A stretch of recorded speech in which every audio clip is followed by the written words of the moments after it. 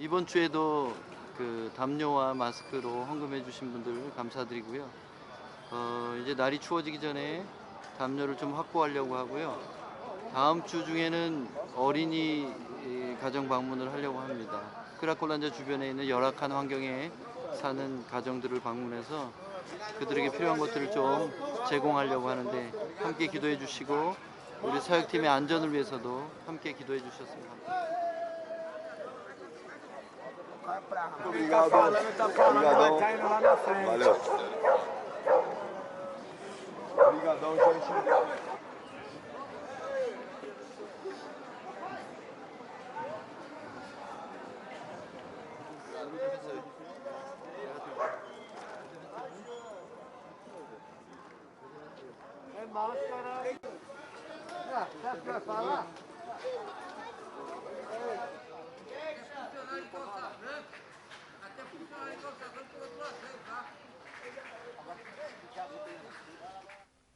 오늘 말씀은 말세형 인간으로부터의 탈출이라는 제목으로 준비해 봤습니다. 말세형 인간으로부터의 탈출, 제목이 좀 특이하죠? 근데 이것이 성경에 있는 말씀입니다. 디모데후서 3장 1절로 5절 말씀을 같이 읽어보도록 하겠습니다. 시작. 너는 이것을 알라. 말세에 고통하는 때가 이르러 사람들이 자기를 사랑하며 돈을 사랑하며 자랑하며 교만하며 비방하며 부모를 거역하며 감사하지 아니하며 거룩하지 아니하며 무정하며 원통함을 풀지 아니하며 모함하며 절제하지 못하며 사나우며 선한 것을 좋아하지 아니하며 배신하며 조급하며 자만하여 쾌락을 사랑하기를 하나님을 사랑하는 것보다 더하며 경건의 모양은 있으나 경건의 능력은 부인하니 이 같은 자들에게서 내가 돌아서라. 아멘. 성경은 사람들을 사랑하고 죄인들을 용납하는 것을 지지합니다. 그런데 특이하게 어떤 종류의 사람들로부터 돌아서라는 말이 성경에 있다는 것이 참 놀랍습니다. 디모데후서는 사실상 바울의 유서입니다. 자기의 사랑하는 아들인 디모데에게 마지막 편지를 보내고 있는 것입니다. 디모데후서 3장 1절은 너는 이것을 알라. 말세에 고통하는 때가 이르러 사람들이 자기를 사랑하며 돈을 사랑하며 자랑하며 교만하며 비방하며 부모를 거역하며 감사하지 아니하며 거룩하지 아니하며 이렇게 말하고 있는데 말세에 고통스러운 때 살아가기가 참 힘든 때가 올 것이다. 그런데 그때 사람들의 특징은 자기 자신을 사랑하는 것. 첫 번째 특징입니다. 자기애라는 것이 말세의 첫 번째 특징이에요. 자기를 사랑하는 것이 나쁩니까? 자기의 자신에 대한 사랑은 기본적으로 남을 사랑할 수 있는 바탕이 되는 것입니다. 그렇지만 여기에 말하는 자기애는 자기애가 너무 커서 타인에 대한 사랑이 없는 상태를 얘기하는 겁니다. 돈을 사랑하는 거, 이 시대 사람들 기본이죠. 자랑하는 거, 자기 자신에 대해서 드러내고 광고하기를 즐기는 시대에 살고 있습니다. 교만한 거, 교만은 무엇입니까? 남을 인정하지 않고 자기 자신에 대해서만 주목받기를 원하고 드러내기를 원하고 자기 자신을 남보다 더 낮게 여기는 그런 마음이죠. 비방하는 것, 다른 사람에 대해서 헐뜯고 폄훼하고 낮추는 말을 하는 것입니다. 부모를 거역하는 것, 부모의 부모 되는 지위를 공경하지 않는 것입니다. 감사하지 않는 것, 거룩하지 않은 것. 거룩함은 구별된다는 말입니다. 그래서 세상 사람과 믿는 사람들이 구별되지 않는 시대. 하나님의 백성과 그렇지 않은 사람들이 구별할 수 없는 그런 상태죠. 무정한 것, 원통함을 풀지 않는 것. 이것은 용서하지 않는 겁니다. 다른 사람에게 관용을 베풀거나 정을 베풀지 못하는 상태. 모함하는 것. 다른 사람들을 경쟁 상대로 보아서 깎아내리거나 사실이 아닌 비방거리로 다른 사람을 고발하는 거죠. 절제하지 못하며 참지 못하는 것. 유혹이든지 분노든지 어떤 것이든지 멈추질 못하고 계속하는 거죠. 사나운 것. 과격하고 쉽게 노하고 자기 자신의 감정을 조절하지 못하는 상태. 선한 것을 좋아하지 아니하며 이전 세대가 동경하던 가치나 선하다는 개념을 파괴했습니다. 그래서 포스트 모던 시대의 그 이슈는 파괴예요.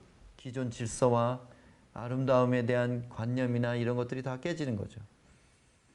배신하는 것. 배신하는 것이 참 수치스러운 일이었습니다. 그러나 지금 세상은 5만 원만 더 줘도 다니던 직장을 인사도 안 하고 옮겨버립니다. 이것이 배신 시대의 특징이에요. 조급하고 기다릴 줄 모르죠. 자만하며, 자만하는 것은 스스로 만족한다, 이런 뜻이 있습니다. 근데 자만하다는 말은 사실보다 다르게 자기를 평가하는 거예요. 더 높게 평가하는 거예요. 객관적인 사실이 아니라 스스로 만족하는 거예요. 스스로 위로하는 것이. 그리고 스스로를 만족시키는 것이 굉장한 관심사가 된 것입니다. 쾌락을 사랑하기를 하나님을 사랑하는 것보다 더한 사람들. 세상이 주는 잠깐의 쾌락을 하나님을 사랑하는 마음과 바꾸어 버립니다. 하나님을 사랑하는 것은 순종이라는 대가 지불이 필요한데 순종에 따라오는 고난이나 어려움을 견딜 마음이 없는 것입니다. 경건의 모양은 있지만 경건의 능력은 부정합니다. 경건의 모양이란 게 무엇입니까? 종교 생활을 한다는 거죠. 하지만 경건의 능력, 바로 그리스도께서 가지셨던 성령 충만의 모습이 없다는 것이죠. 이것은 분명히 불신자가 아니라 신자들의 모습일 겁니다. 왜냐하면 거룩함, 경건 이런 얘기가 나오기 때문에 이것을 불신자라고 보기 어렵죠. 영적인 아들 디모데에게 바울은 마지막 때에는 교회도 이렇게 될 것이라고 예언하고 있는 겁니다. 믿는 자들이 경건의 모양뿐이고 내용도 능력도 없어질 것이라는 것입니다. 그래서 이 시대의 특징 중에 한 가지가 헌신을 못한다는 겁니다. 갑자기 헌신 얘기를 하는 이유가 뭘까요? 다 오늘 본문과 연관이 있습니다. 지금 이 세상의 모든 철학과 가르침이 말하는 것들은 바로 너 자신이 가장 중요하다입니다. 너 자신이 되어라. 철저하게 너 자신이 되라. 이것이 현대 정신입니다. 인본주의를 바탕으로 하는 극도의 개인주의와 개별주의의 사상에 함몰된 사람들이 진리를 추구하기보다는 각자가 느끼고 받아들이는 감수성에 따라 선택을 하게 되는 것. 그리고 내 밖에서 일어난 일은 별로 신경을 쓰지 않습니다. 타인에 대해서 상관하지 않는 것입니다. 이것이 굉장히 보편화된 현대의 정신입니다. 아까 디모데후서 3장 1절로 5절에 나온 말세의 사람들의 특징을 세 단어로 한번 압축을 해봤습니다. 첫 번째는 자기애, 나르시시즘이라고 하죠. 자기애. 두 번째는 자기 과시. 요즘 SNS가 다 이거의 통로가 되죠. 세 번째는 자기 만족.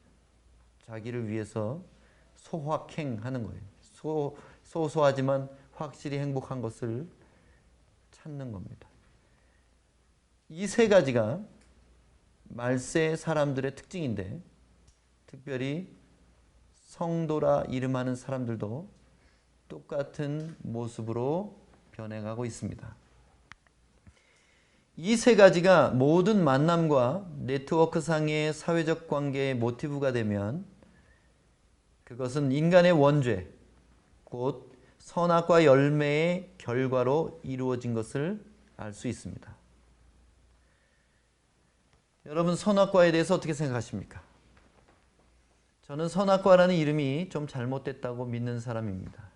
왜냐하면 단어 해석이 제대로 되어 있지 않습니다.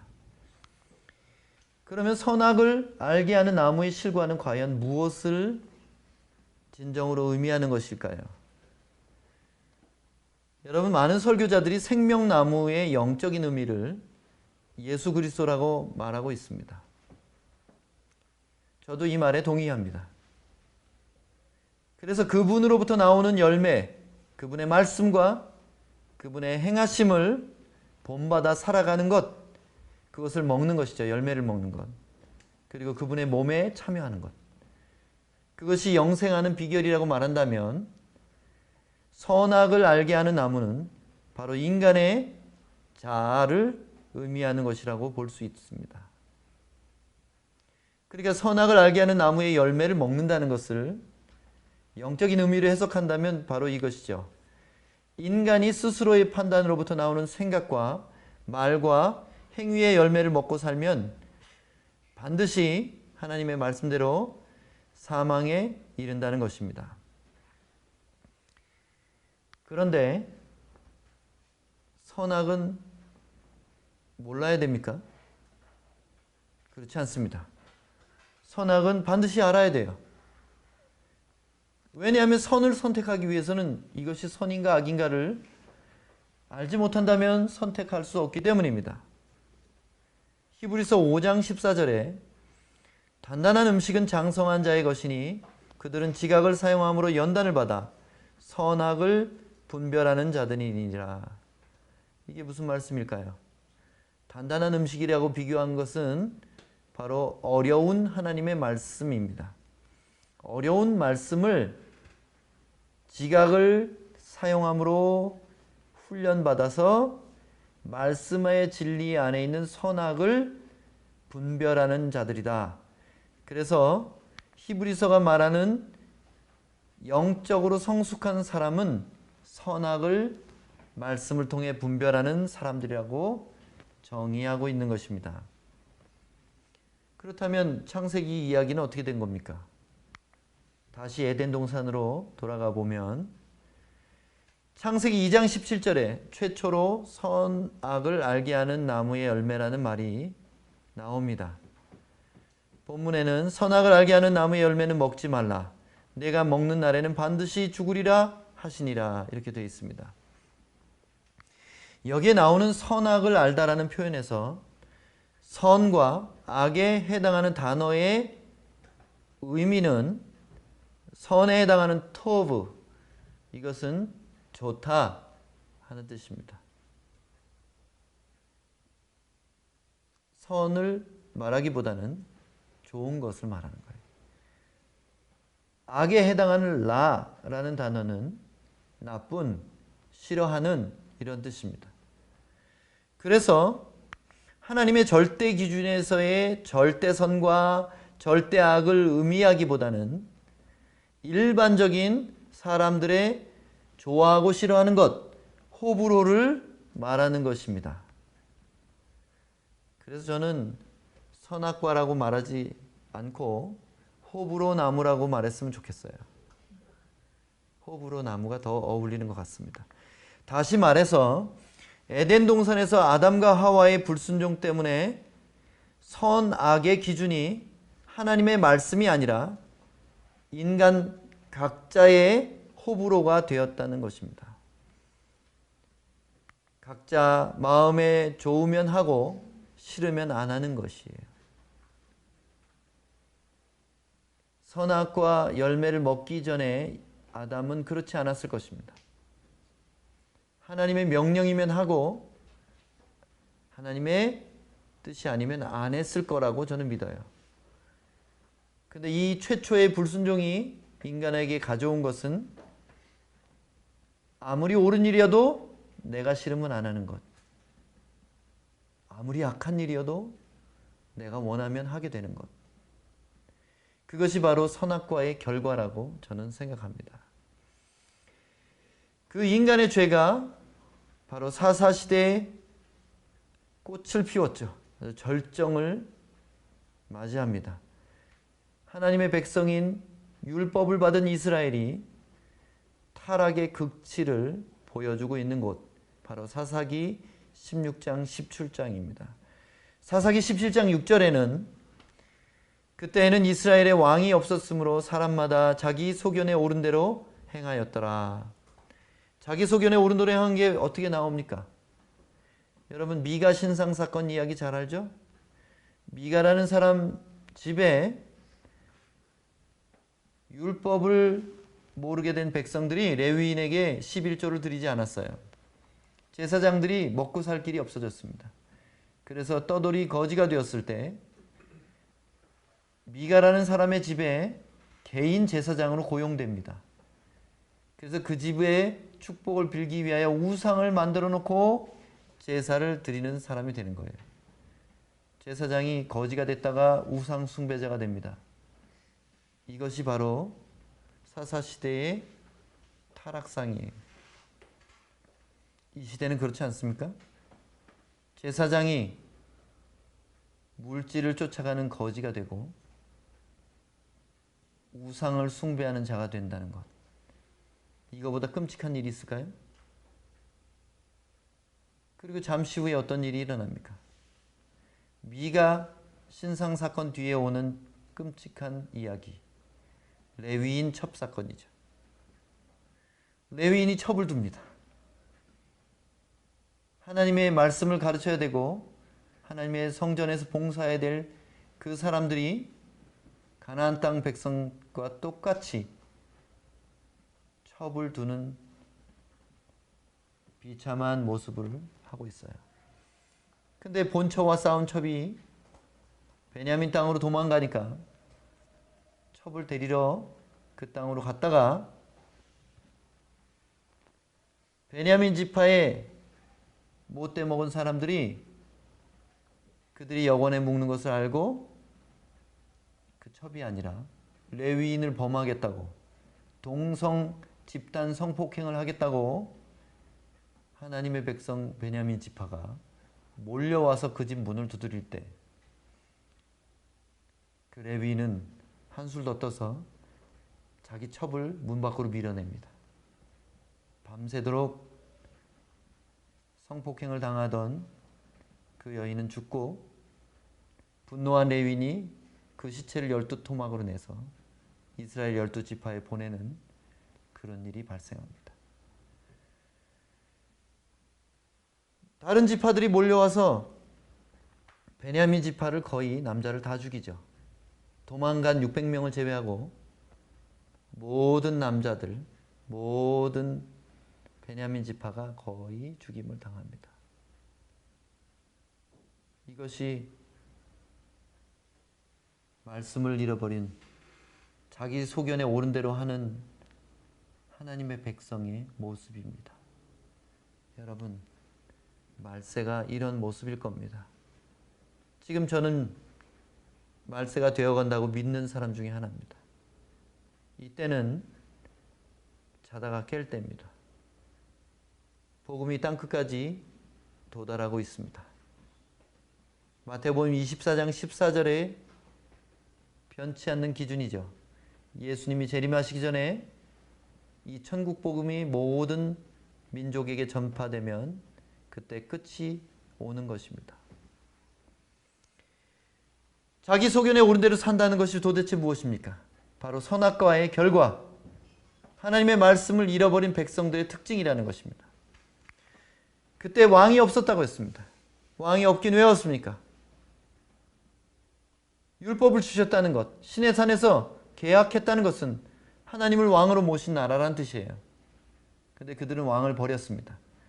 왕의 명령 없이 자기 각자의 생각대로 자기 자아의 뜻을 따라서 살아가는 인생이 된 것입니다. 이와 같이 하나님의 명령이 아니라 자기 자신의 좋고 싫음이 행동을 결정한다면 그 사람은 하나님과 함께 살 수 없습니다. 내가 믿었으니 천국 티켓을 받았고 내가 무슨 짓을 해도 나는 구원받는다. 확신이 있습니까? 좋습니다. 하지만 이 세상에서 하나님과 동행하지 않는 사람이 과연 죽어서 천국 갈 수 있다는 것을 어떻게 확신합니까? 이 시대에는 개성과 취향과 호불호가 분명한 사람이 많아져 갑니다. 그것이 시대의 가르침이에요. 주체적이고 독립적인 삶을 가르치는 현대 철학과 사상과 일치됩니다.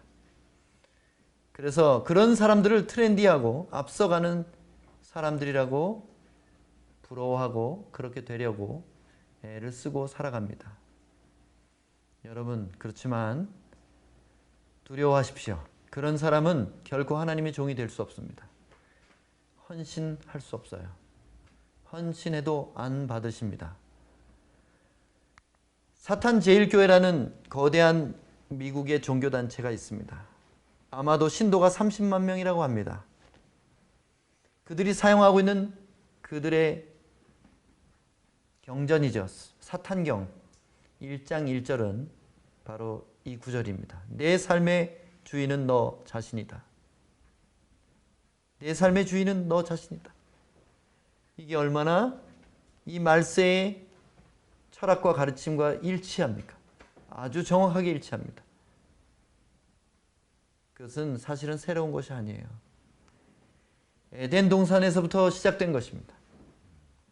우리 모두는 하나님의 명령을 거부하고 호불호 나무의 열매를 먹은 우리 조상의 DNA를 이어받았습니다.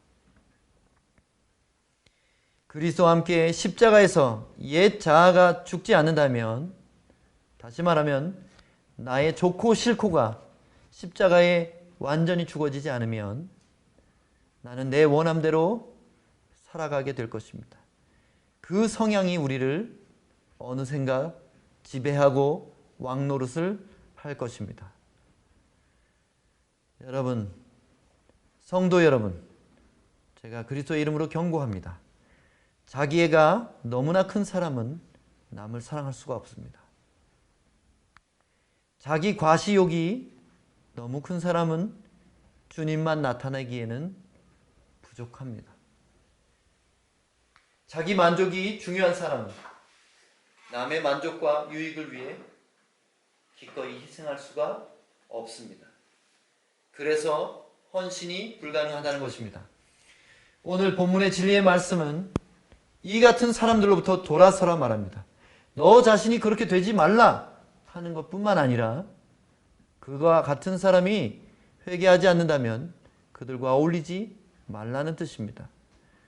여러분, 용서하고 사랑하고 축복하는 것은 어울리는 것과는 다른 얘기입니다. 세상의 죄인들을 용서하고 사랑하고 축복해야 합니다. 그러나 세상의 죄인들과 어울리고 닮아가서는 안 됩니다. 세상 철학을 알고 시대를 분별할 줄 알아야 합니다. 그러나 그 시대의 흐름에 편승해서는 안 됩니다. 진리는 캐캐 묻고 낡은 할아버지의 가르침이 아닙니다.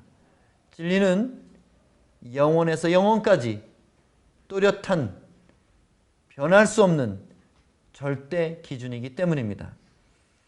이 같은 사람들로부터 돌아서라 말합니다.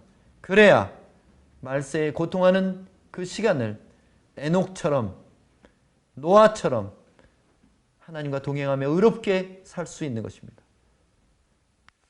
진정한 의를 행하기 위해서는 내 기준이나 판단이나 원함이 아니라 절대 선이신 하나님의 말씀을 듣고 순종하는 길밖에 없습니다.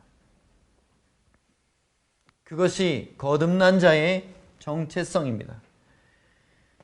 요한복음 3장에 나오는 거듭났다는 이 말씀은 원어상 하늘로부터 난다는 뜻입니다. 거듭나는 게 아니라 하늘로부터 나는 거예요. 우린 다시 어머니 뱃속에서 날 수 없습니다. 우리 몸은 어머니로부터 났지만 우리의 죽은 영혼은 하늘로부터 다시 태어나는 것입니다. 의인은 오직 하나님의 기준일 뿐입니다. 그래서 마지막 여러분에게 하나님의 말씀을 대언합니다. 내려놓으십시오. 내려놓으십시오. 아무리 좋아하는 것이라도 주님이 한마디 말씀하시면 내려놓으셔야 됩니다.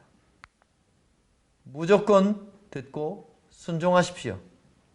무조건 듣고 순종하십시오. 내가 아무리 싫어하는 일일지라도 그것이 주님의 뜻이면 순종하세요. 다 좋은데 하나님의 음성이 안 들려요. 이런 사람들이 많습니다. 저에게 또 그렇게 질문하는 분들이 많습니다. 어떻게 하나님의 말씀을, 하나님의 음성을 들을 수가 있습니까? 다른 방법은 없습니다. 제가 제시하는 두 가지 방법밖에 다른 방법은 없어요. 첫 번째, 시간으로 사야 됩니다. 시간이라는 대가를 지불해야 됩니다. 시간을 들여서 말씀을 오래도록 깊이 묵상하고 읽고 공부하고 암송하는 것, 이것이 하나님의 뜻을 아는 방법입니다. 하나님의 음성을 듣는 제일 좋은 길이에요. 두 번째, 성령님과 자연스러운 인격적인 대화로 내 모든 일을 상의하고 시간 없이 수시로 기도하는 것입니다. 기도를 종교의 모습으로, 종교의 행위로 하는 것이 아니라 나를 가장 사랑하시는 분과 친근한 대화를 하는 것처럼 하루 종일 그분의 존재를 인식하며 대화하는 것입니다. 어쩌면 이상한 사람처럼 보일 수도 있겠죠. 혼자 중얼중얼 할 수도 있겠죠. 하지만 이것은 너무나 중요한 것입니다. 양보할 수 없는 원칙이에요. 이 두 가지, 말씀 생활과 기도 생활입니다. 더 이상 종교의 모습으로 하는 것이 아니라 사랑으로 하는 것이에요. 사랑으로 말씀을 연구하는 것입니다. 사랑으로 말씀을 궁금해하고 묵상하고 암송하는 것입니다. 사랑으로 성령님과 하루 종일 대화하는 것입니다. 이것이 이 고통스러운 말세로부터 돌아서서 참된 의를 행하는 길이며 하늘로부터 난 자의 증거가 되는 것입니다. 지금은 말세에 고통하는 때가 이르렀습니다. 이 전 세계적인 팬데믹도 그 중에 하나일 것이고, 이제 그 뒤를 따라서 올 경제적인 대공황도 그 고통의 연속으로 반드시 찾아오게 될 것입니다. 세상의 가르침들과 말세형 인간으로부터 돌아서십시오. 여러분 자신이 말세형 인간이 되지 말고 또한 말세형 인간들과 교제를 끊으십시오. 자기애를 버리고 사랑으로, 자기 과시를 버리고 겸손으로, 자기 만족을 버리고 희생으로 예수 그리스도를 살아냅시다. 예수 그리스도만이 우리가 살아가야 될 길입니다. 디렉션입니다.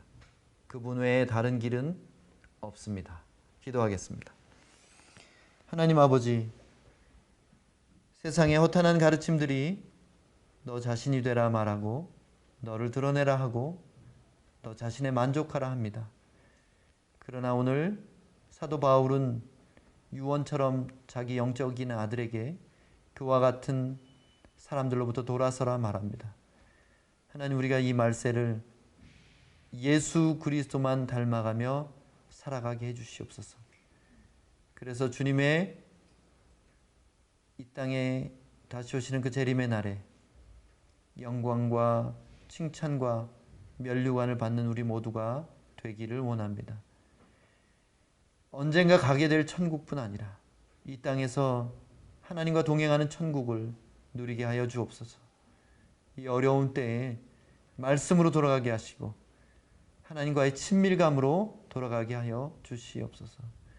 오늘 이 말씀처럼 이 한 주간도 주님의 뜻을 듣고 순종하여 의를 행하는 백성으로 그렇게 살아가는 저희들이 되게 하여 주시옵소서.